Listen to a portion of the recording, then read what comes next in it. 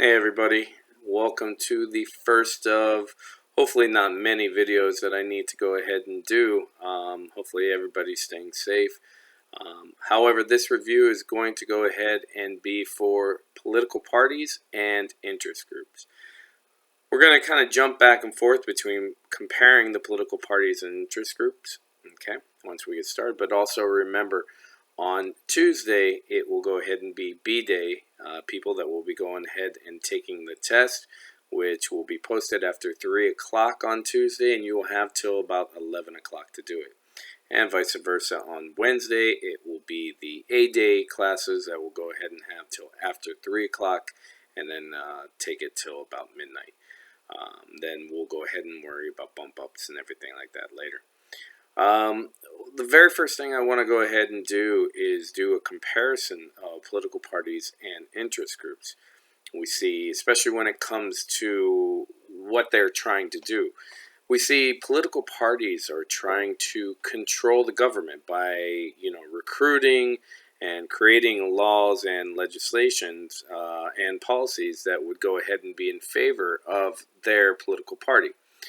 Most of the time, their issues are broader in comparison to the interest groups, where we see interest groups will have a very specific issue.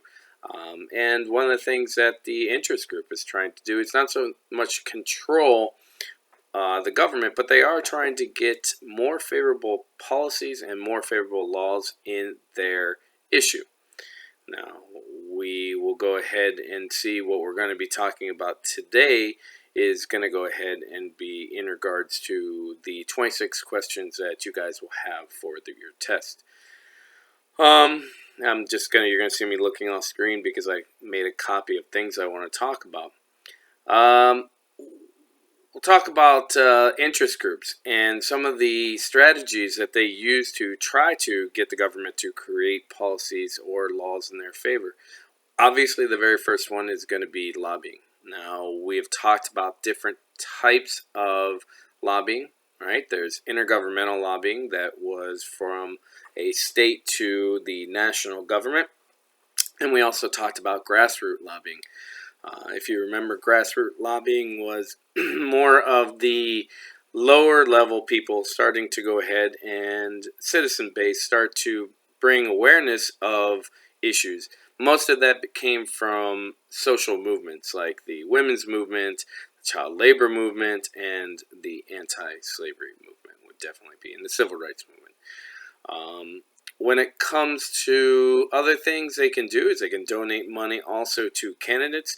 Keep in mind, though, that if a political party, interest group is going to go ahead and donate money, they must create a PAC, a political action committee.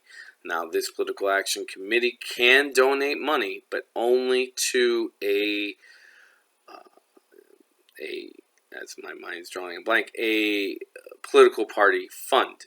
Okay, cannot donate directly to the person. Another thing that they can do is they can file lawsuits. If they believe that the government is taking away particular liberties, they can go ahead and sue either the agency or it can sue the government of the United States as well. And then another thing it's going to do is appeal to the public opinion, which is using the media. So they can use the media to bring about awareness of that and try to gain some kind of control through that. Okay. We'll talk about also what are the political parties and interest groups. Well, along with media, they are called linkage institutes. If you remember, linkage institutes are the things that will go ahead and try to link citizens to their government, whether through the use of media, political parties, or, as we see in this situation, interest groups. Okay, I'm going to go ahead and try to break these up. So that's all for now on that, and I'm going to go ahead and do probably 5-minute videos to make them easier to upload. Okay, stay tuned to the next video. So this is one of who knows how many.